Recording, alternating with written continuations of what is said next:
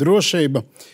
Cilvēku drošība ir šķiet galvenais sarunas priekšmets, kad mēs runājam par vidi, kurā mēs dzīvojam.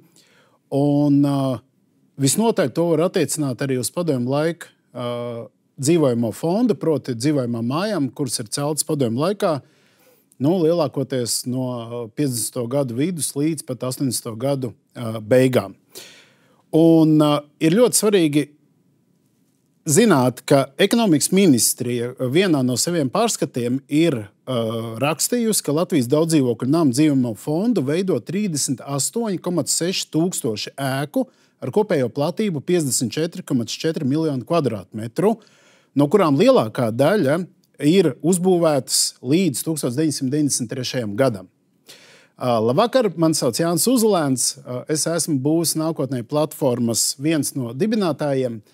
Un šoreiz sanāk tā, ka es esmu viesis Sebbankā, un jūs savukārt esat viesi gan Sebbankā, gan platformā Būs nākotnē. Šodienas webinārs būs veltīts mājas lietai, tātad, kas ir daudzdzīvokļu dzīvojamās mājas lieta. Un pirms mēs sākam sarunu, es pieteikšu gan saimnieku, ja tā var teikt, šī vakar, gan arī viesus. Tātad Māris Saulais pārstāv Sebbanku. Labvakar. Labvakar. Arnis Neimanis, Rīgas nama pārvaldnieks. Labvakar. Labvakar. Un Aleksandrs Smirnovs. Iedzīvotājs, par kuru patiesībā varētu lepoties visi klātesošie un arī klausītāji. Kāpēc? Tāpēc, ka 2023. gadā Aleksandrs šķiet ir pirmais Latvijā 12 stāvu mājas iedzīvotājs, kurš ir praktiski pārņēmis un novadījis līdz galam ēkas rekonstrukcijas projektu. Vai tā ir? Tā var teikt. Tā ir taisnība. Pirms es sāku iesaistīt viesus. Viesu šajā sarunā es gribētu citēt Aleksandra rakstīto par šodienas tematu, proti par mājas lietu. Tad Aleksandrs mūsu sarakstē sacīja, ka, manuprāt, elektroniska mājas lieta ir lielisks rīks, kas palīdz ērti, ātri un efektīvi piedalīties mājas apsaimniekošanas procesā. Nav nepieciešamības klātienē iet pie pārvaldnieka, lai iepazītos ar dokumentiem, tāmēm, sapulču protokoliem un citiem dokumentiem. Tas viss ir pieejams elektroniski. Jebkurā diennakts laikā, esot jebkurā vietā, mājās, darbā, atvaļinājumā vai jebkur citur. Aleksandr, jautājums pirmais tev. Tad, kad tu iesaistījies ne tikai lēmumā par to, ka māja būtu jārenovē, bet tu arī sāki vadīt šo projektu, vai tajā brīdī tev arī bija līdzīgs uzskats par mājas lietu? Tad, kad sākās renovācijas process, tad mājas lieta vēl nebija elektroniska. Viņa vēl bija papīra formātā pie apsaimniekotāja. Tad tāds uzskats man tajā mirklī nevarēja nemaz būt. Viņš jau izveidojās pēc tam pārējot uz šo elektronisko sistēmu. Labi, bet tad, kad tas process notika, tev bija priekšstats par mājas lietu, cik viņa ir kvalitatīvi sagatavota, kas tajā ir iekļauts, un vai vispār no tā ir kāda saturiska jēga? Pirms pārējais uz elektronisko sistēmu, es viņu nemaz nebiju redzējis. Nekad nereizi man arī īstenībā nebija nojauts, ko es varētu tur redzēt. Labi. Un tagad es gribu iesaistīt Māri, jo Māris tomēr pārstāv tādu ļoti pragmatisku organizāciju, saucās banka, Sebbanka. Saki, Māri, līdz 2023. gadam, kad mājas lietas bija kaut kur papīra formātā ceļoja pa kaut kādiem birojiem, un no 23. gada, kad mājas lietas ir būvniecības informācijas sistēmā, vai tu esi sajūtis atšķirību, kā bija tad un kā ir no 2023. gada 1. marta? Laikam man jāatbēdina, jo īsti nē, jo visu, teiksim, tā renovācijas jautājums mēs primāri redzam pēc renovācijas programmām, kurā stadijā tās ir, un tad arī tas pieteikuma plūsma process arī pakārtojās tām.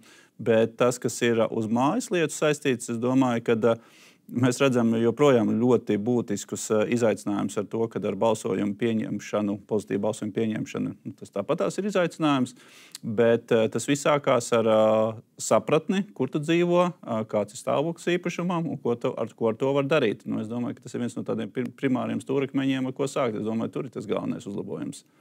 Labi, bet es tad mēģināšu nedaudz savādāk pagriezt jautājumu. Arī pirms raidījuma mēs sazinājāmies arī par dažām lietām. Mēs runājām, kāda ir Seibankas pieredze renovācijas rekonstrukciju projektos, runājot tieši par padomju laiku daudz dzīvokļu mājām. Un mēs konstatējām, ka jums ir divi veidi klienti. Vieni tātad ir biedrības, tātad tie ir iedzīvotāji, un otri klienti praktiski ir pārvaldnieki, caur kuriem šie iedzīvotāji tāpat nāk pie jums un slēdz šos līgumus. Saka, lūdzu, no bankas skatu punkta, ar kuriem ir vieglāk sastrādāties? Ar pārvaldniekiem vai ar iedzīvotājiem? Es teiktu tā, ka profesionāļiem. Un tie droši vien, ka noteikti būs pārvaldnieki, tāpēc, ka tur ir profesionāļi, kuri to dara ne pirmo reizi. Un līdz ar to tur jau ir tāda iestrādāta rutīna darbā, un tā jau abas puses jau runā par lietu. Ja. Tur varbūt ir mazāk tā izzināšana, izglītošanās, un tā pirmā pieredze mēs zinām, ka būvniecība droši vien arī. Kolēģis var padalīties, vai ne, ka droši vien, ja neesi ikdienā būvnieks un dari kādu svešu lietu, kad tur ir gan daudz nezināmā un izaicinājumu. Tas ir droši vien ir ko iespringt, vai ne? Līdz ar to, ja tu dari jau kārtībā reizi, tas ir kaut kas pilnīgi cits. Okay, tad, un pirms es iesaistu Arnis sarunā mūsu, tad man tāds caur repliku tāds jautājums. Tad neraugoties uz to, ka šobrīd tiek runāts par iedzīvotāju kopībām, ka iedzīvotāji tiek motivēti dibināt biedrības, pirms ir atrisināts jautājums ar kopībām, tomēr tu no bankas pozīcijām, kā no naudas devēja pozīcijām, uzskati, ka labāk būtu iesaistīt pārvaldniekus šo te procesu veidošanā. Viennozīmīgi profesionāli, jā. Labi. Ir daži normatīvi akti, kas nosaka sadzīvi starp pārvaldnieku un iedzīvotājiem. Un ir viena svarīga detaļa, kad likumā ir sacīts, ka galvenais atbildīgais par mājas lietas skārtošanu ir pārvaldnieks. Arni, vai tas automātiski nozīmē to, ka jums ne tikai ir jāveido mājas lieta, bet jums ir jāatrod ceļš līdz iedzīvotāju ausīm? Tieši tā. Un kā jums tas izdodas? Tāda interesanta. Atbildes var būt vairākas, jā, bet faktiski šobrīd, ja tā skatāmies no šā brīža situācijas attiecībā uz mājas atjaunošanas procesiem, tad var teikt tā, lielākā iniciatīva nāk no pašām mājām. Ja viņi sāk beidzot apzināties, kur viņi dzīvo, kas ir kopīpašums, un rezultātā tad arī viņi ir tie saucamie pirmie vēstneši tam, ka grib kaut ko izdarīt. Mēs kā pārvaldnieks, kas apsaimniekojam lielāko daļu māju Rīgā, un līdz ar to mēs iesaistamies jau arī pirmsākumos, tad, kad ir pirmais zvans no aktīvistiem, un tad sākam savā starpā komunicēt, kas ir jāizdara, un tad nonāk gala rezultātā, kā kolēģis teica, līdz renovētam objektam. Labi, bet renovēts objekts nenoliedzami, ka mūsu cikls, webināra cikls būs veltīts un virsmērķis ir kā renovēt ēkas, kā panākt, ka to nepilnu 2,2 tūkstoši renovētu ēku vietā tiek norenovētas visas Latvijas daudzdzīvokļu ēkas, kuras ir iespējams renovēt, kuras tehniski to var vēl atrisināt. Ja? Bet, Arni, man paturpinot, Rīgas nama pārvaldnieka apsaimniekošanā ir 3574 mājas. Jā. No 2023. gada 1. marta ir ieviesta elektroniskā mājas lieta, proti viņa atrodas būvniecības informācijas sistēmā. Vai tu vari atklāt, cik ilgu laiku aizņēma Rīgas nama pārvaldniekam sakārtot 3574 mājas lietas? Es varu pateikt tā, es tiešā veidā neesmu saistīts ar šā lietu veidošanu, bet mums ir atsevišķi darbinieki un nodaļa, kas ar šo lietu sakārtošanu veids, attiecību visu sistēmā, un rezultātā sanāk tā, ka tas diezgan komplicēti, jo tad ir jāintegrēt diezgan daudz liela apjoma dokumentu, un vēl ir, es domāju, vēl ir procesā, kas vēl jāuzlabo, lai viss darbotos normāli attiecībā uz to, lai dzīvokļu īpašniekiem ieiet savā mājas lietā, redzētu to dokumentu paketu, kas ir saistīts ar viņu māju. No labi, bet es tomēr mēģināšu no tevis izspiest atbildi bišķi detalizētāk. Tātad tomēr 3574 mājas. Jā. Cik cilvēki Rīgas nama pārvaldniekā nodarbojas ar šo mājas lietu fizisku sakārtošanu tādā būvniecības informācijas sistēmā? Es skaitu nenosaukšu. Aptuveni 10, 20, 100. Principā lielākoties ir 100, jā, bet krietni mazāk tas skaitlis. Es negribu operēt ar tiem cipariem, bet ir nodaļa, kas ar to, un es neatbildēšu tā precīzi to, cik skaits. Labi. Un tad mans tāds izrietošais jautājums ir, ņemot vērā, ka mūsu sarunas virsmērķis tomēr ir sakārtota, renovēta māja. Vai tu vari atbildēt uz nedaudz citu jautājumu? Tad reku blakus sēž iedzīvotājs. Kurā brīdī starp Rīgas nama pārvaldnieku, tu gan neesi Rīgas nama pārvaldnieku klients, ja? Esi? Nē, tu neesi, tāpēc, kad tu šķieties no Jelgavas. Bet kurā brīdī tu kā Rīgas nama pārvaldnieks sajūti, ka saruna ar iedzīvotājiem sāk palikt vienkāršāk? Proti, ka mājas lieta ir novest līdz tādam līmenim, ka tev ir viegli runāt. Pirmais, protams, ir tas, ka viņiem interesē tā visa dokumentācija, kas paša māja ir. Jā. Un tad viņi izvērtē to situāciju, kas tur ir. Un, protams, ļoti svarīgi būtisks lietas, kas ir darīts mājā, kas ir vēsturiski, lai viņi apzinātos tas, kas ir jau darīts. Un ko varētu izdarīt, protams, ir jau nākamais solis. Un to, ko arī kolēģis saka, kad nonāk līdz tam rezultātam. Bet tā pirmais jautājums par mājas lietu ar iedzīvotājiem nav, kas grib sakārtot to jautājumu, kā māja atjaunota, bet tas ir pakāpeniskais solis, kā Mārs minēja. Tas iet no tā brīža, kad māja iet uz to atjaunošanas procesu. Labi.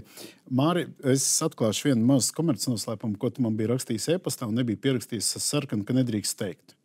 Pavisam īsa frāze. Tātad Māris man bija uzrakstījis, ka uz jautājumu atbildēs, cik apsaimniekotāji vai pārvaldnieku uzņēmumi ir SEB bankas klienti. Tu uzrakstīji, ka tie ir 20 uzņēmumi, kuri kopā pārvalda 6,8 tūkstoši ēku, tātad, kas ir praktiski 6x6 sastāvdaļa no visām Latvijas daudzdzīvokļu ēkām, un tajās dzīvo ap 900 tūkstoši iedzīvotāju. Un šie konkrētie apsaimniekotāji ir piedalījušies 300 ēku renovācijas procesā. Vai tu vari varbūt sadalīt tādos laika grafikos līdz 2023. gadam un no 2023. gada, kuri bija posmi aktīvāki, kad tie renovācijas posmi gāja, un kuri, tavuprāt, skatoties no finanšu pārvaldības jomas, bija efektīvāk realizēti?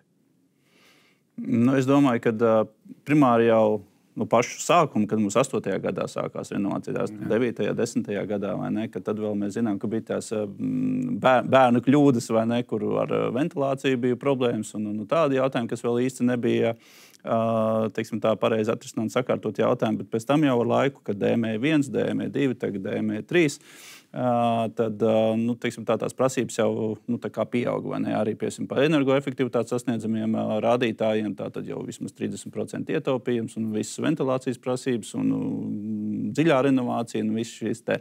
Līdz ar to es domāju, jo jaunāka programma, jo vairāk jau, teiksim tā, jau uz to kvalitāti, jau vairāk vērsts šīs te visi renovācijas. Labi, bet mājas lietas ietvaros tātad līdz 2023. gadam, kad bija papīra formāts, un Aleksandrs teica, ka viņš vispār neko nebija zinājis par mājas lietu, proti viņš viņu nebija redzējis, un pēc 2023. gada. Te atkal man jāatkārtojas, ka tur ir tās programmas, ir tas primārais, mums ir tas dzinējs, kas, teiksim tā, ja ir Eiropas atbalsts nauda, tad iedzīvotāji mobilizējās un attiecīgi arī tad izmanto šiem līdzekļiem. Tas, es domāju, ir primārais dzinējs. Tā mājas lieta, tas ir tāds, atkal man jāatkārtojas, ka tas ir tas pats sākums, tas fundamentāls pamats, ar ko vispār sākt runāt un kā to padarīt vieglāk pieejam iedzīvotājiem, vai ne? Lai tas nav, teiksim tā, kad es dzīvoju, bet tad ir visāds atruns, vai ne, ka nezinu, kur atrodas, kas tur ir, jā, bet kur tagad vairs nav nekāds arguments, kur tev ir un skaties, jā, tur viss ir pieejams. Labi, mēģināšu uztaisīt mazu konfliktu starp iedzīvotāju un banku. Lai izvairītos no jebkādas nepamatotas reklāmas, tad mēs neminēsim, kura banka bija devusi naudu šai konkrētai mājai, un Māris arī neteiks, vai tā bija SEB banka vai nē, bet kur es gribu uztaisīt mazu konfliktiņu. Aleksandrs saka sekojošo līdz 2023. gadam, un pārvaldnieks var iesaistīties kā pie visvainīgais, ja jūs piekrītat. Ja? Ko dara Aleksandrs? Viņš saka, līdz 2023. gadam mēs neko par mājas lietu nezināju, bet mēs uzsākām procesu 2023. gadā. Pareizi? Jā. Pareizi. Tātad tas nozīmē, ka faktiski jūs sarunu par mājas rekonstrukciju uzsākāt kādā 2021. gadā. Aptuveni, jā. Jo pagāja laiks, kamēr jūs kā iedzīvotāji vienojāties, tur var vainot pārvaldniekus, ka viņi nemāk novadīt procesu vai vēl kaut kā. Un tas nav personīgi uz Rīgas pārvaldnieku, bet kā tāds narratīvs, kas dzīvo sabiedrībā. Pareizi? Pareizi, jā. Tad var vainot lamāšanos ar kaimiņiem. Pavisam noteikti. Pavisam noteikti. Tad noteikti visi projektētāji būvnieki arī pie viss ir vainīgi. Arī. Bet mājas lietas nav. Bet mājas lietas nav, jā. Mājas lietas nav. Super. Un tad vēl ir banka, uz kuru jūs ar kaut kādu dziļu pārliecību ejat, ka beidzot jūs esat izlamājušies tik tālu, ka bankā viss būs labi. Tad kura no šīm pusēm ir tāda vairāk lētecīga? Banka, kura dod naudu, domādam, ka viss ir labi, vai jūs kā iedzīvotāji? Es drīzāk teiktu, ka mēs kā iedzīvotāji, labi, banka mums to naudu dod, bet mēs tomēr bankai paliekam parādā un pamazām jādod, un nekur tas parāds nepazudīs. Un, tad droši vien iedzīvotāji ir tie lētecīgākie. Ne gluži ar aklām acīm, bet jā, varbūt nezinot iepriekšējo mājas vēsturi, kā viņi tika apsaimniekoti, varbūt arī bez iespējas par to pārliecināties un redzēt, tad es teiktu, laikam, ka iedzīvotāji tomēr. Un tagad, Mārija, jautājums pie tevis, lai būtu tas konflikts. No tiem projektiem, ko jūs esat realizējuši, mēs runājām par 300 ēkām.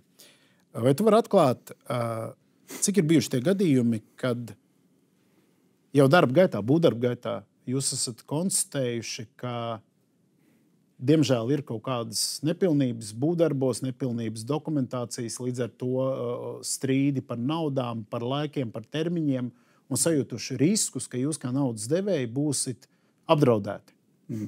Būvniecība vienmēr ir ar savu risku. Vai tā ir daudzdzīvokļu māju renovācija, vai mājas būvniecība, vai kāds rūpniecības būvniecība, vai ne. Bet te es uzsvēršu to būtiskāko, kāpēc un ko banka vērtē un kāpēc to tik īpaši lielu uzmanību tam pievērš. Tas ir iedzīvotāju balsu skaitam pozitīvajām. Jo mēs arī, teiksim tā, nemaz nevaram izslēgt tādu iespējamību. Vienmēr, jebkurā finansējumā ir kaut kāds risks, un renovācija tieši tas risks vislielākais ir tas renovācijas pats būvniecības periods, vai ne? Tur var būt miljons visādi iemesli, kas tur ir, ja? Un dzīve ir dzīve, un cilvēki ir cilvēki, un kļūdas var rasties, ja neizbēgam, vai ne? Un dažādas situācijas.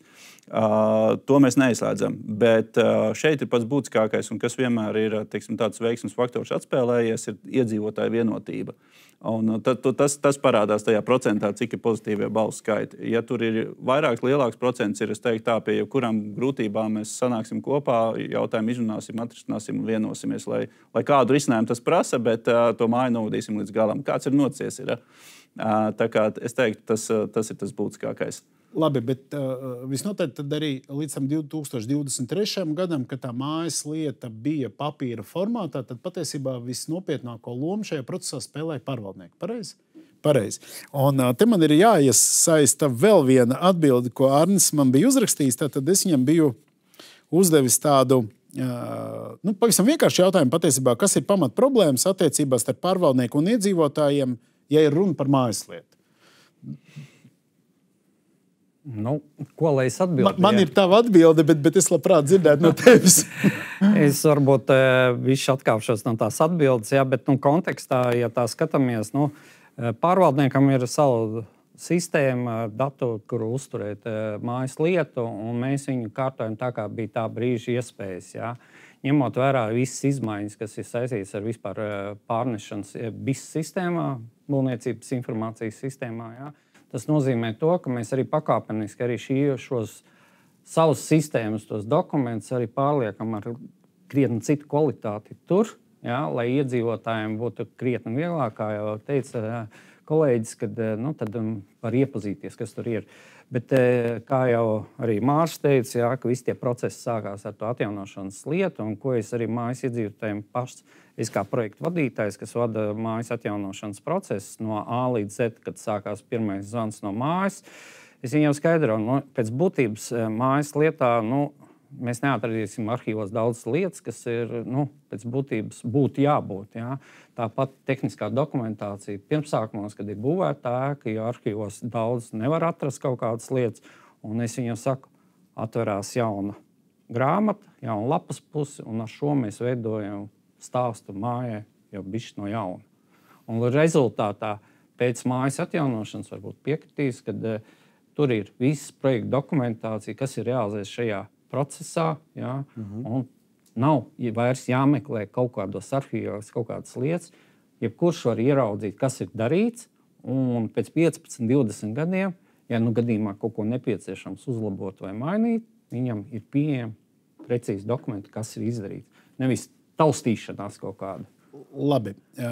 Un tagad, pirms es attīstu šo tēmu, man ir jāatvainojas klausītājiem un skatītājiem, jo kaut kāda iemesla pēc es pašā sākumā jums aizmirsu palūgt.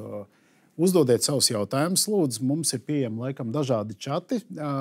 Un, ja jūsu jautājums ir adresēts kādam no klātesošajiem Mārim, Arnim vai Aleksandram, tad varbūt pierakstiet, kam tas ir adresēts, un kaut kādā brīdī mēs sāksim šos jautājumus šeit monitorēt, un tad mēģināšu attīstīt arī šo sarunu caur jautājumiem. Bet atgriežoties, Arni, pie tā, ko tu rakstīji, un tagad, Aleksandra, tev ir tas iespējas arī ar viņu sākt konfliktēt.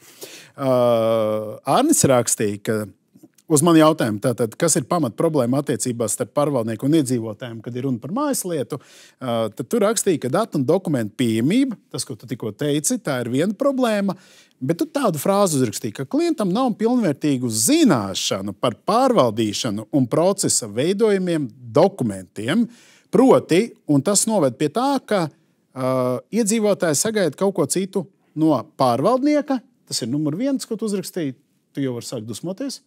Un otra lieta, ko es ļoti labi saprotu, tu rakstīji, ka klients joprojām vēlas visu papīrā un ar fiziskiem parakstiem, jo pats nelieto e-parakstu.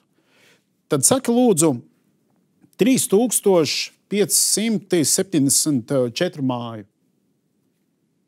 Cik liela šī problēma ir šodien? Procentos.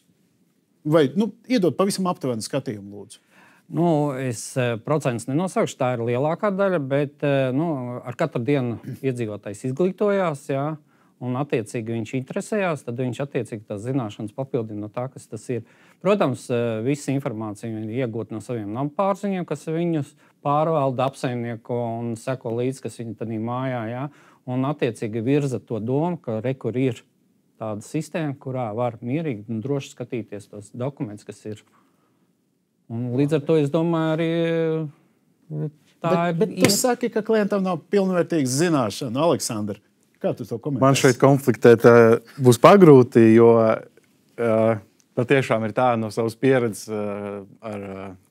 tādās komunikācijās ar kaimiņiem. Es redzu, ka daudziem iedzīvotājiem, daudzdzīvokļu iedzīvotājiem nav izpratnes, kas ir pārvaldnieks un kāda ir viņa loma. Diezgan lielai daļai esmu novērojis ir tāds priekšstats, ka pārvaldnieks ir parādā iedzīvotājiem, ka viņam par saviem līdzekļiem jānomaina ieejas durvis, jānomaina stāvvadu, jāsalāp jumts un tā tālāk.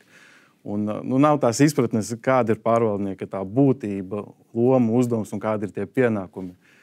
Diemžēl, jā, te ir tāda karodziņš iedzīvotāju pusē par nesaprašanu. Un, ja es tagad es mēģināšu no galvas citēt e-pastā atbildi uz šo pašu jautājumu, kas uzdev Arnim.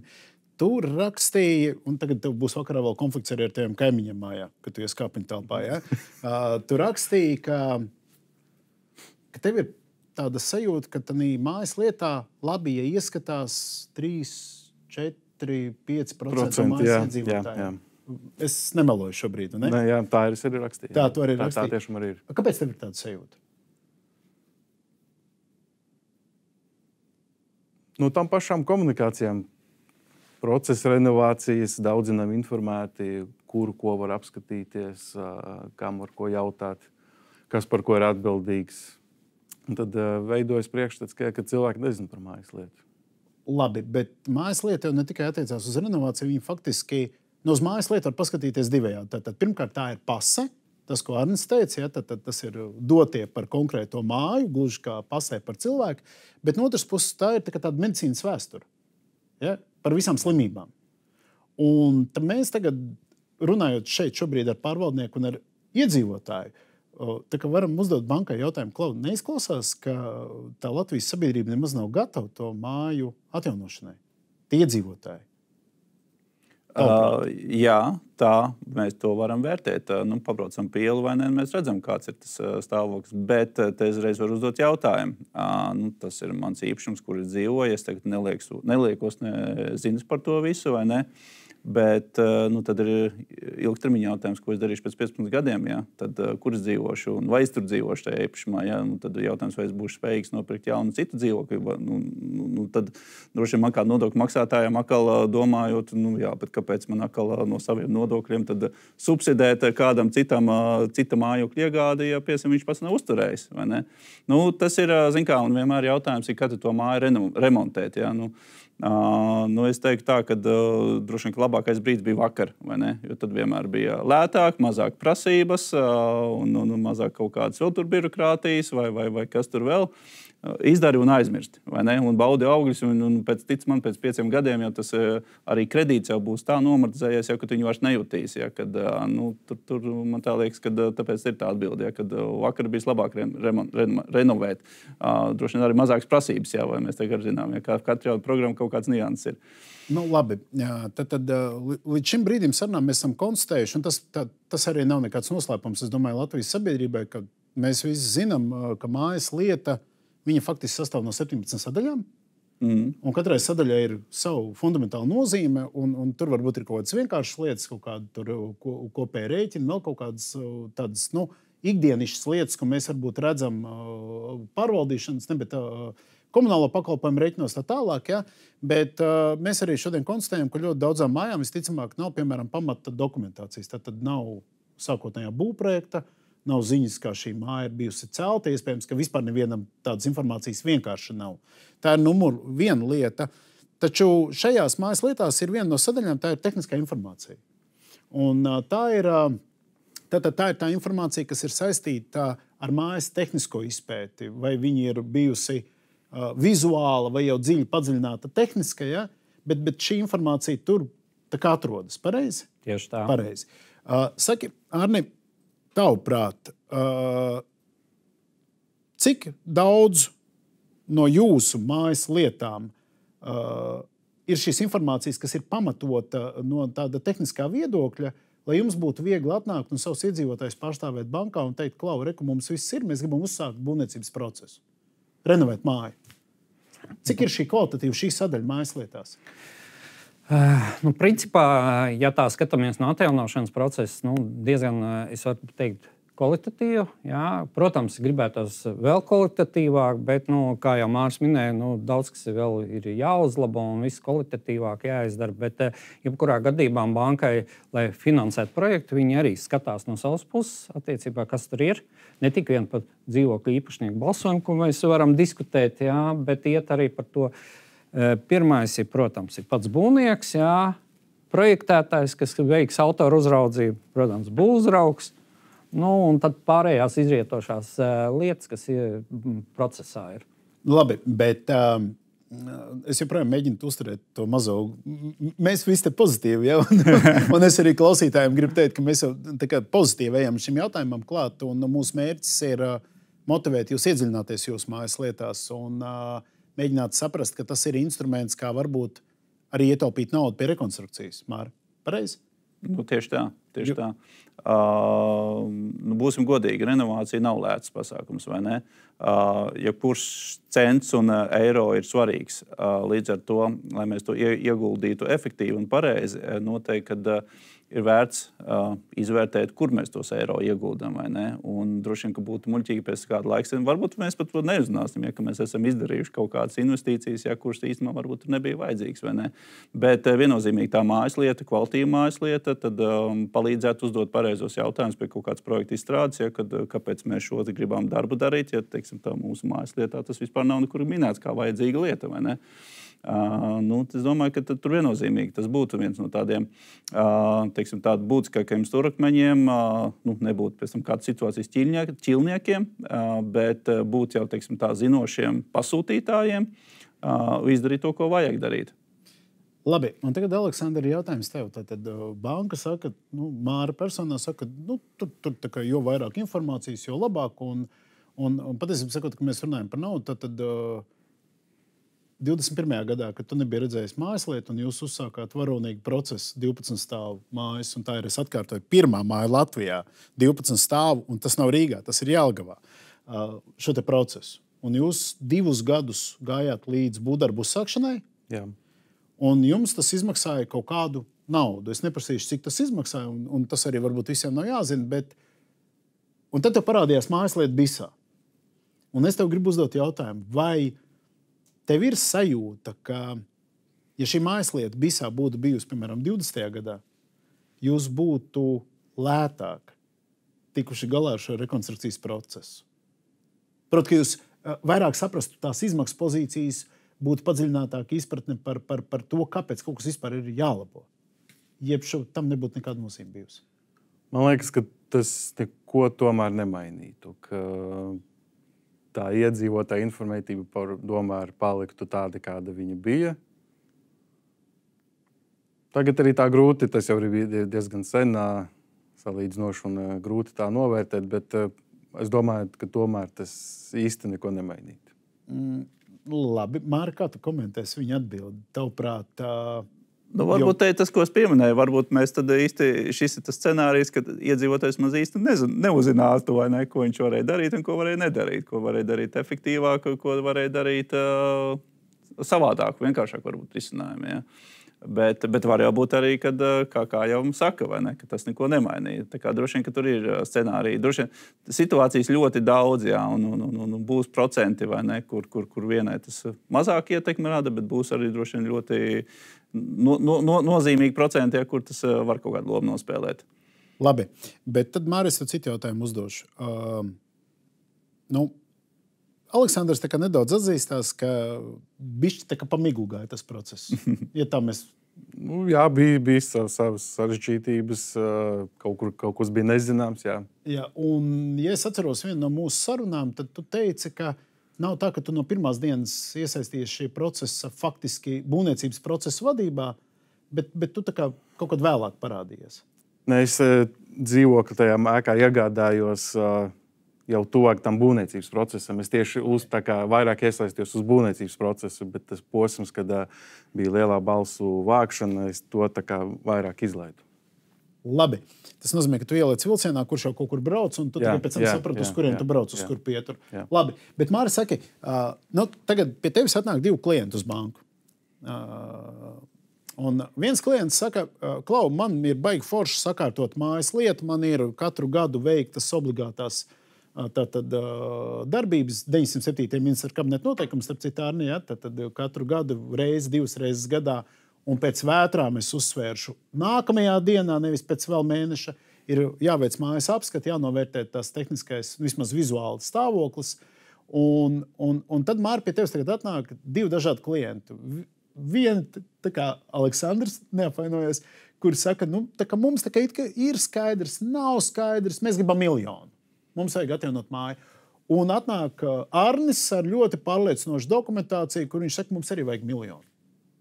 Un jums ir tikai 1 miljons, ko iedot. Jums ir krietni vairāk, es domāju. Bet šī konkrētajā situācijā tikai 1 miljons. Tad kuriem tu dotu? Es varētu iedot salīdzinājumu, piemēram, ja es aizēju pie sava zobārsta, vai ne, kurš apstās manā mutes domu rengenā, un tur visu zina, kā ABC, vai ne, kas man tur notiek, vai ne, vai es aizēju pie kāda citu zobārsta, vai ne, kurš tur sāk tagad domāt, ja, ko teikšu to visu darīt, vai ne. Droši vien kaut kāda līdzīga reakcija, bet viennozīmīgi, kad tas, kurš ir zinošāks un detalizētāk, bet zinošāks un profesionālāks tajā visā, kas ar to īpašumu notiek, tur ir, es domāju, arī tas atspēlēsies arī tajā pozitīvo balsu vairākumā, ka iedzīvotāji būs pārliecinošāki, arī vieglāk būs to visu nomenedžēt to projektu, ja tur mazāk skeptiķi, ja mazāk nepārliecinātie vai šaubīgie. Un es tā gribētu domāt, ka tur būs kaut kāds savs īpatsvars, ja, ka tas pa labu nospēlēs visai situācijai un būs to projektu vieglāk realizēt. Tātad banka uzticēsies tam klientam, kuram ir tehniski pārliecinoša un labi sakārtot dokumentāciju, un kurš spēj aizstāvēt katru eiro centu. Mums var droši vien, ka būs mazāk šaubas par to projektu realizāciju, vai ne? Labi, bet šaubas tas ir tāds, kaut kas tāds nereāls. Ja? Tāds, tā kā man patīk, man nepatīk, es tā kā jūtos droši, jūtos nedroši un tā tālāk. Bet kas ir Arnim jāizdara? Jo tu teici, ka pārvaldnieki labāk, ka pie tevis nāk runāt pārvaldnieki. Kas Arnim ir jāizdara, lai tu justos droši? Tā tad pirmais jau te man jāuztais neliela atkāpe, vai ne, kad bankas finansējums nebalstās tikai uz mājaslietu vai šo te dokumentāciju. Tomēr tur primārais faktors ir tātad šī naudas plūsma no mājas iedzīvotājiem, ja, tātad kavētāja vēsture un attiecīgi šis te balsojuma īpatsvars, jo atgādināšu, ka dzīvokļi netiek ieķīlāti, vai ne, līdz ar to tas ir banku gadījumā ir tāds savādāks produkts, ja, jo mēs neieķīlājam, ja, mēs nedodam naudu pret nekustamā īpašuma ķīli, mēs dodam naudu pret iedzīvotāju maksājumiem, līdz ar to tas ir tas numur 1. Ja. Bet tālāk jau ir visa dokumentācija un visa projekts, tāmes un visa šīs tie lietas, ja, kad pirmkārt tāmes ir korekti sastādīts. Mēs zinām, ka tas cenas ir atbilstoši, ja, ka tur primāri jau, kad iedzīvotājs netiks nedaudz apmānīts ar kaut kādām nevajadzīgām izmaksām. Bet otrkārt arī, kad dokumentācija būs kvalitīvāka, līdz ar to tur būs kvalitīvāks projekts, mazāki kaut kādas iespējas kaut kādām kļūdām būvniecības procesā, kaut kādām neizdarītajiem darbiem, neizdarībām, vai ne? Tad līdz ar to tas sasumējās kopā ar jau, teiksim tā, ar labu sagatavotu projektu un mazāk pārsteigumiem. Līdz ar to tad, es domāju, tie visi priekšnosacījumi, lai to projektu realizētu veiksmīgāk maksimāli, vai ne? Tā es gribētu domāt, ka tas būs tie galvenie faktori. Tad patiesībā es izlūkšu 2 tēzes no tevis sacītā. Pirmo, tu teici par parādiem un tādām lietām. Arnim, tu kā pārvaldnieks redzi visu informāciju. Un tavs pienākums ir katru gadu uz priekšu saskaņot mājas uzturēšanas ikdienas tāmi. To nosaka ministra kabineta noteikumi. Un šī tāma arī ir mājas lietā pieejama. Gada budžets faktiski. Tā nav tāma, tas ir budžets, kā dzīvos māja. Jo katru gadu iedzīvotājiem nama pārvaldnieks nosūta informāciju, ka var iepazīties ar uzturēšanas darbu plānu nākamam gadam. Tagad mēs jau taisam bišķi uz priekšu 3 gadiem. Un kādas ir primārās lietas izejot no mūsu tā skatu punkta, kas jāieliek, kas attiecīgi bet iedzīvotājiem ir iespējas tādā momentā, kad viņiem tiek piedāvāts, tad caurskatiet, bet kā jau Aleksandrs teica, tā ir pasīva sadaļa lielākā, ja, kad, kā ir, tā ir. Ja. Bet es gribētu pateikt to, ka ja gadījumā neko nepasaka, mēs ejam atbilstoši tā, kā mēs esam. Ir mājas, bet ir krietni mazāk, kas mēģina savu to remontu darbu plānu pamainīt, pārstrukturizēt tā, lai viņi paši dzīvo tādā mājā, viņi labāk arī zināmā mērā orientējās situācijā, kas varbūt primāri vajadzīgs. Ja? Un līdz ar to faktiski, kā jau minēja Māris par zobārstniecību, ja? Kad, tomēr, kad tu iesi tur, kad tu zini, kas ir labi. Un arī mājas lieta, ja tā faktiski, kā arī pieminēja, tā ir pakārtota, bet pirmā vietā ir, ja mēs ejam uz atjaunošanu, tā ir tā tehniskā dokumentācija, kas ir sakārtot, jo tehnisko dokumentāciju izstrādā certificēti cilvēki ar papīriem un nodrošina to savu darba kvalitāti. Ja? Un līdz ar to, protams, var gadīties kaut kādas nianses, un tas ir būvniecības laikā var parādīties, kas varbūt reāli uz papīra, kas ir taisīts dzīvē, varbūt parādīties pretēji, ja? Un tad ir jādomā, un tad meklējam tas risinājums. Bet jebkurā gadījumā, es varu teikt tā, ka, katrs solis ir jauna izzināšana. Labi. Aleksandr, tu savā e-pastā rakstīji, ka tu mājas lietā ieskaties reizi 2 mēnešos. Es pareizi atceros. Reizi ceturksnī, teiksim. Reizi ceturksnī. Saka, tev interesē, cik, un vai tu to vispār redzi, cik tavu kaimiņi, piemēram, ir parādā par ūdeni? Es tādu informāciju nemaz nebiju piefiksējis, laikam, ka nebija nemaz mēģinājis. Nezināju, varbūt, ka tādas iespējas ir. Tāda informācija nebija redzēta par parādniekiem. Bet tu tā kā neesi meklējis? Es neesmu meklējis. Es vairāk interesējos par plānotiem darbiem vai par paveiktiem darbiem, paskatīties tām, paskatīties to gada budžetu.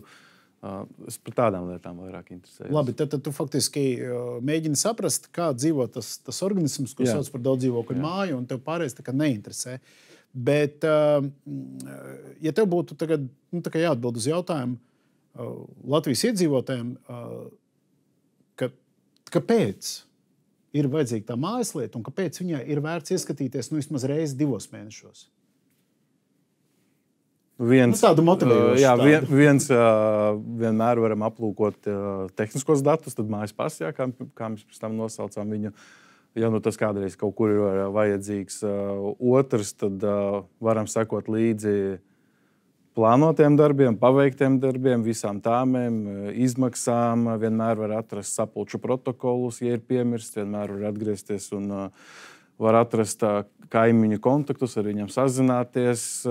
Tas padara to procesu ļoti ātru un efektīvu. Nav jāpiesakās pie apsaimniekotāja, nav jāstāv rindā, lai kaut ko uzzinātu. Tas viss pieejams tepat, kaut arī telefonā, kas mums visiem tagad ir. Atver BIS sistēmu, ieej mājas lietā, tev viss ir par rokai. Labi. Tas pats jautājums Arnim. Tāda motivējoša klausītājiem, motivējoša tāda replika, kāpēc ir vērts ieskatīties savā mājaslietā? Kā jau Aleksandrs atbildēja, tu visu laiku esi lietas procesā, kaut kas notiek mājā. Tad, ja tev ir interese, protams, jo iedzīvotāji pārsvarā zina savas tiesības, bet par saviem pienākumiem bišķi piemirst. Tas droši, ka viņi zina savas tiesības? Ja tā sapulcēs aizēja, tad tur tādas tiesības tiek izpaustas, kad tu beigās viņam uzdod, vai jūs zināt vispār dzīvokļu īpašumu likumā, ko nosaka šīs 2 lietas - tiesības un pienākumi. Ja? Un rezultātā tiek prevalēts ar tām tiesībām, bet par pienākumiem noliek malā, ka tas nav mans. Un tad beigās tu pasaki sapulcē, atceramies, jūsu īpašums nebeidzās dzīvoklī līdz tapetēm. Ja, jūs esat kopīpašnieki. Un balkons arī ļoti kopīpašums. Un tas, ka tā nav tava problēma, tā ir cits stāsts. Ja, un tad ir vieglāk kaut ko, ja tu nezināšanas novelt uz kādu citu, ja, un pateikt, vainīgs kāds cits, bet neesi, kad es nezinu kaut ko. Māri, kāpēc iedzīvotājiem būtu vairāk jāpievērš uzmanība mājaslietai? Es saprotu, ka tas ir bankai diezgan sarežģīts jautājums, jo noteikti tu ikdienā nedomā par mājaslietām. Es par to esmu pārliecināts. Bet es esmu arī pārliecināts par to, ka pēc kāda laika pie tevis nāks klienti, vai tie būs nodibinājumi, vai tās būs biedrības, vai tie būs tie paši pārvaldnieki, kuri teiks, klau, mēs gribam atjaunot savu māju. Kāpēc mājaslieta? Pirmkārt, tas ir tavs īpašums, kur tu dzīvo. Un tad jautājums, kāpēc tev neizrādīt interesi par savu īpašumu? Ja? Un vienmēr, jebkuras lietas, mēs vienmēr visi gribam darīt ieplānoti. Teiksim tā, ja tā pārbaude notikusies un tagad ir secināti kādi būtiski nepieciešami darbi, tad droši vien, kad tagad man tā nesagatavotam, es droši vien būšu neapmierināts, ja kad pēkšņi kāds kaut ko sāks tur darīt, vai ne? Ja es esmu informāciju gūs, ja kad ir šādas lietas vajadzīgas, ir tādas lietas jādara, mēs esam tam gatavojušies, vai arī tur ir par to pašu uzturēšanas maksu ir kaut kādas diskusijas, vai ne, ka tur varētu būt, mēs te gatavojamies kādam, nezinu, kaut vai vienkārši jumta nomaiņai, vai ne?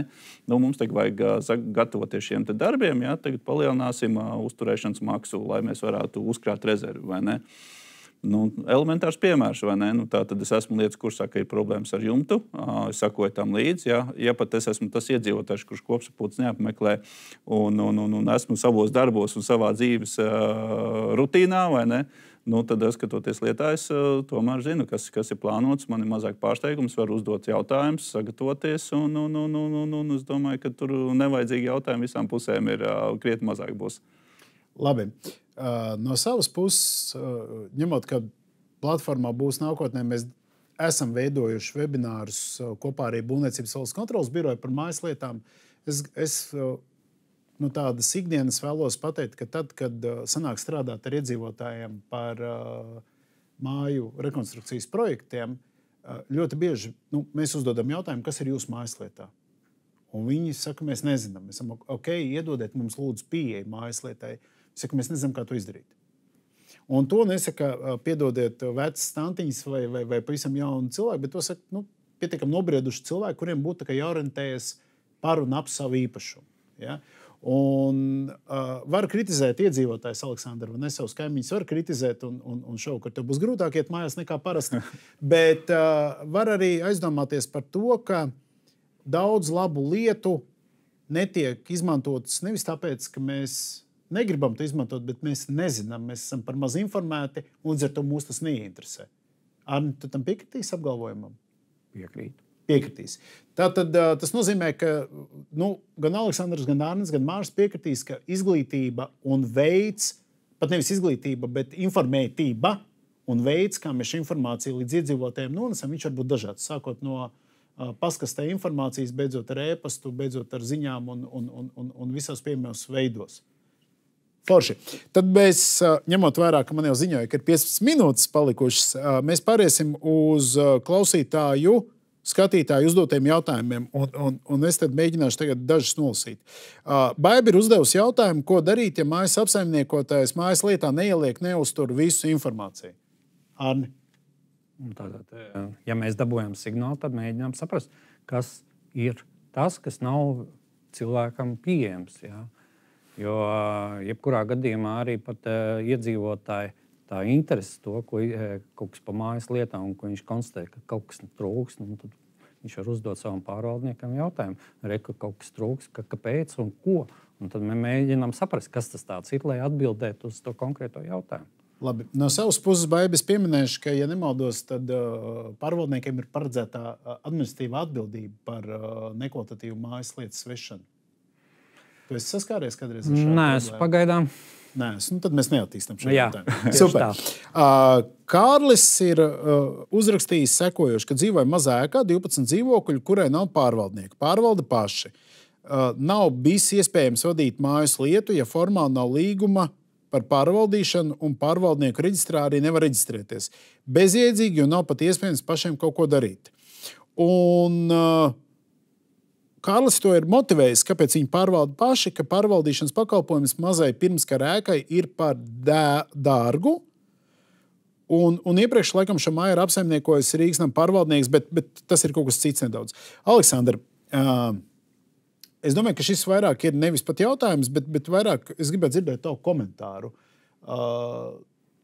Taču noreģistrēties par pārvaldnieku, tas ir diezgan vienkārši. Mēs to zinām. Tas varbūt nav iedzīvotāju jautājums, bet to ir diezgan viegli izdarīt. Viņi ir 1200 vai 300 pārvaldnieku reģistrā. Bet kas būtu tas, kā risinājums, kad ja cilvēks saka, ka mēs iztiksim bez pārvaldnieka? Tavuprāt? Vienīgais risinājums, ja negribam pārvaldnieku, ņemt visu savās rokās. Labi, tas nozīmē, ka iedzīvotājiem jebkurā gadījumā būtu jāmotivē kāds iedzīvotājs kļūt par certificētu vai reģistrētu pārvaldnieku reģistrā, kas nozīmē, ka jums būtu viņam jāmaksā alga. Piekrīt? Pēc būtības, jā, bez maksas vai kāds uzņemtos kaut ko darīt, šaubos. Labi, bet Arni, no otras puses šis te Kārļa komentārs, tad maza ēka 12 dzīvokļi. Tas jums, kā Rīgas nama pārvaldniekam, ir interesants klients? Jebkurš klients ir interesants. Bet gribu tādu mazu piezīmi. Jā, mazām mājām ir krietni lielākas problēmas. Varbūt arī no izmaksu viedokļa kaut ko darīt. Ja mēs darām kompleksi attiecībā kaut kādu mājas sakārtošanas jautājumu, jo pieredze parāda, ka, piemēram, 12 stāvu mājā ir kvadratūra lielāka, un tās izmaksas aprēķina viss ir krietni zemāka uz kvadrātmetru nekā mazai mājai. Un mazām mājām, lai aiziet, varbūt mans ieteikums tomēr soli pa solim darīt varbūt mazas lietas, bet kas neietekmē mājas naudas plūsmu, jo jebkura mazai mājai viena iedzīvotāja nemaksāšana ir būtisks risks, ka tur sāksies problēmas. Un lielām mājām tā naudas plūsma ir krietni savādāka, un līdz ar to ir, nav sliktu klientu. Ja? Viss atkarīgs to, ko klients grib. Es sapratu. Man liekas, es zinu, kura Nora ir uzdevusi jautājumu. Tas ir ļoti provokatīvs jautājums, un tas ir laikam akla Arnim. Ar ko atšķiras mājas lieta no eksploatācijas lieta? Bet pavisam īsi. Eksploatācijas lieta, tas ir viss tā dokumentācija, kas saistās ar to mājas tehnisko stāvokli. Un viņi atrodas mājas lietā. Pareizi, ja jā, pakārtots, jā. Tu esi redzējis eksploatācijas lietas savas mājas? Vienreiz esmu apskatījies. Vienreiz es apskatījos. Un kurā gadā tu to izdarīji? Pēc 23. kaut kad iespējams, ka pagājušajā gadā. Tad Pat neatceros, ja godīgi. Aleksandr, es vienu mazu noslēpumu atklāšu. Tu strādā apdrošināšanā. Jā. Tu tad zini, kas ir riski ikdienā. Jā. Un tu aizgāji uz tik lielu risku, nopirki ejošā vilcienā kupeju, nezinādams, uz kuru īsti pieturi tu brauks un pa cik. Jā, kas neriskē, tas nedzer šampanīti. Okay, tā arī ir motivējuša runa. Sanita ir uzdevusi jautājumu, ko es spītis pēc uzdošu Mārim atbildot. Kā jūs vērtējat situāciju? Nama pārvaldnieks pašvaldības kapitāla sabiedrība iedzīvotājiem piedāvā izmantot privātas firmas aplikāciju un, attiecīgi, ir mājas lietu. Šāda aplikācija ieviesta jau pēc BIS mājas lietas ieviešanas. Tātad, faktiski, mēs konstatējam, ka tiek dublēta kaut kāda informācija. Un par šīs aplikācijas lietošanu tiek atskaitīti finanšu līdzekļi no dzīvojamās mājas līdzekļiem, kas ir ļoti slikti, bet dzīvokļu īpašnieku balsošana par šādas aplikācijas lietošanu nav notikusi. Jautājums, Mār, pie tevis ir ļoti vienkāršs, jo Sanita drīzāk ir aprakstījusi problēmu, nevis uzdevusi jautājumu. Un es tam mēģināšu uzdot jautājumu. Šāds klients bankai būtu interesants, ja banka uzzinātu, ka BISā nekā nav, bet kaut kur, kādā aplikācijā tas ir. Grūti atbildēt tā viennozīmīgi, vai ne? Bet droši vien, kad, ja tā informācija ir, droši vien arī tajā BISā nebūs problēmas viņu ielādēt, vai ne? To viss sarunu ceļā, viss var atrisināt, viss jautājums. Labi, Arni, bet kāpēc daži pārvaldnieki tā dara? Es esmu droši, ka Rīgas tam pārvaldnieks tā nedara, bet kāpēc dara daži citi tādi pārvaldnieki? Man ir grūti atbildēt citu pārvaldnieku vārdā. Jā. Katram ir savu kaut kāds stāsts vai kaut ko tam līdzīgu, lai nodrošinātu vispār kaut kādas aplikācijas variantu. Jā. Un mēs tomēr esam pašvaldības uzņēmums, kuram jāievēro daudz normatīvu aktu un vispārējās lietas. Un līdz ar to mums ir jāizpild privātās struktūras, bišķi savādāk rīkojas, kaut arī viņiem arī ir viss likums saistoši gan par mājas pārvaldīšanu, gan arī izrietošanu dzīvokļu īpašumu likumu, kas ir. Jā. Bet jebkurā gadījumā, ja tā lieta darbojās un viss ir kārtībā, varbūt tad tur ir arī viss ir kārtībā. Es nevaru atbildēt tā tieši. Labi. Ieva ir uzdevusi jautājumu, uz kuru laikam es pats atbildēšu. Kas man kā pārvaldniekam obligāti jāieliek mājas lietā, ņemot vērā, ka dokumentācija ir stipri nepilnīga? Es jums atbildēšu ļoti vienkārši, Ieva. Jāieliek mājas lietā ir pilnīga informācija. Un, ja jums kaut kas trūks, tad ir jādomā ceļš, kā šo informāciju iegūt. Arni? Piekrīt. Māri? Un tu? Jā. Subrīgi, mums viena laba atbilde. Ligita ir uzdevusi pavisam vienkārši jautājumu, kā rīkoties, ja mājas lieta joprojām atrodas mājas vecākās dzīvoklī un nevienam joprojām tai nav pieejas. Kā jūs skatāties, puiši, mēs vienkārši aizbrauksim palīgā uzlauz durvis. Tam būs zināmas sekas, bet tas varētu būt viens no variantiem. Tad, kad tu ievācies, bija šī sajūta, ka tu tiešām nezini, kur ir šī mājas lieta, vai ka tu zini tā papīra formām, ka tu viņai netiec klāt? Toreiz es pat nezināju, ka tāda eksistē. Tu nezināji? Arni? Ko darīt šādā situācijā?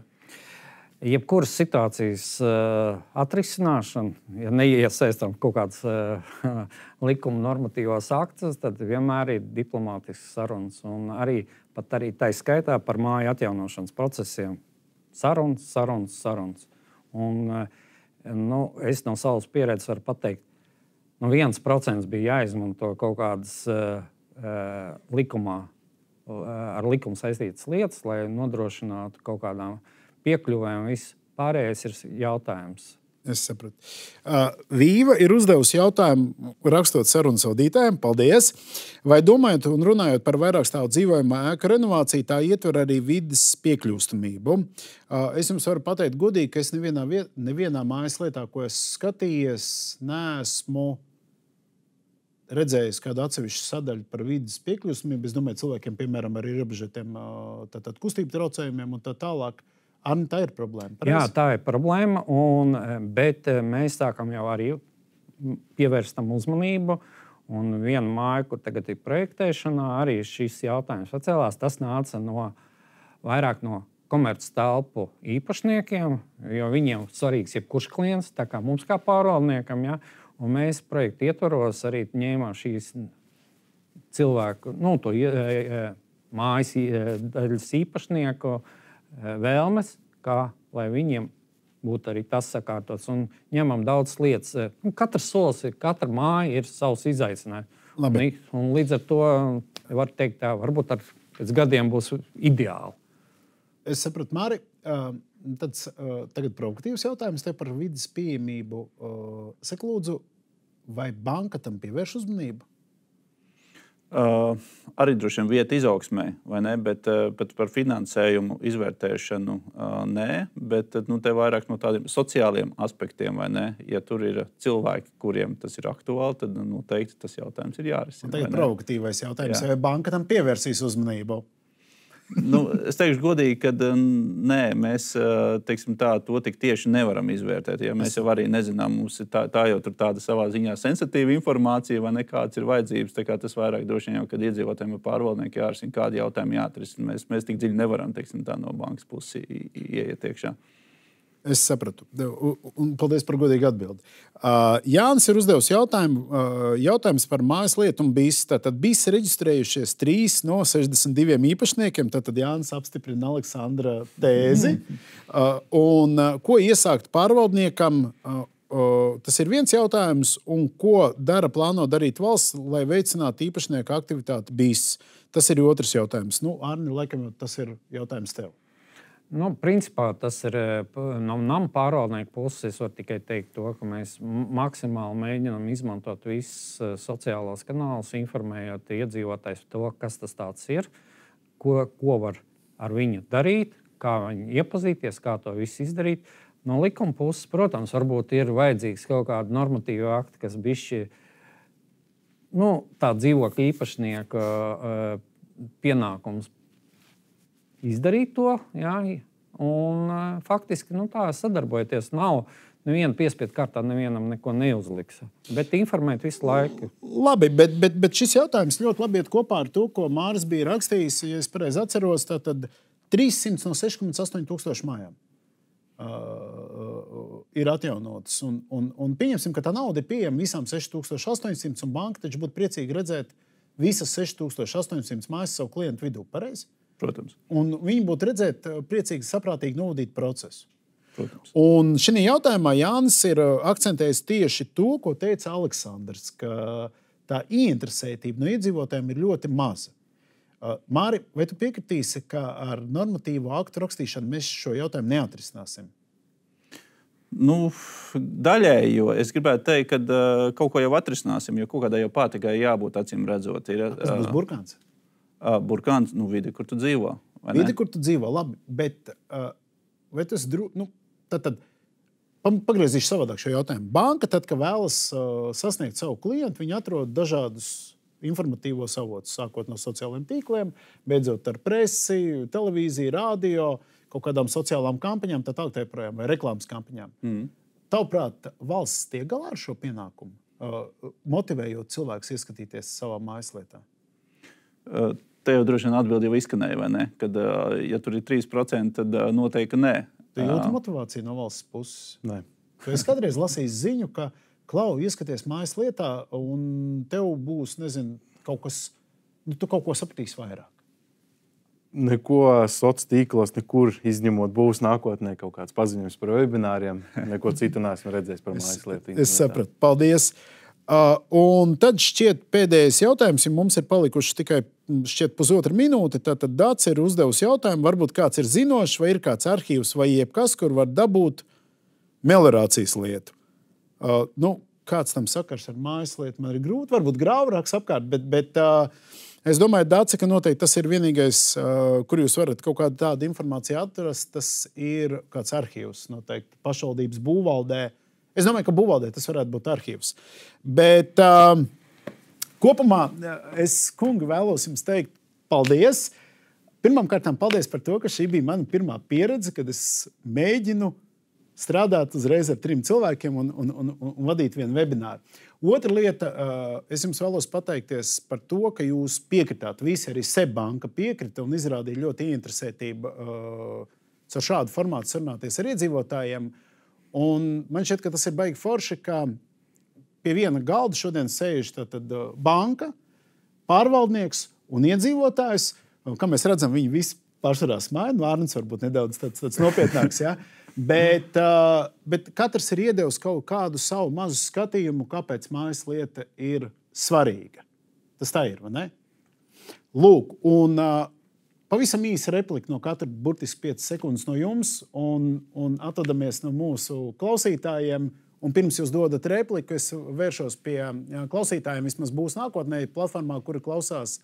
Tad, kad mēs beigsim runāt, palieciet mirkli mūsu platformā, jo tur būs maza aptauja, un jums būs iespēja nedaudz novērtēt mūsu darbu, bet arī svarīgi, ka jūs varēsiet uzdot jautājumus, kas jums ir aktuāli, un mēs centīsimies domāt, kā līdz jums to atbildēt. Par replikai un uz redzēšanos. Esam īpašnieki, tur, kur mēs dzīvojam. Izrādām interesi un darām nepieciešamos darbus. Super. Arni? Novēlējums.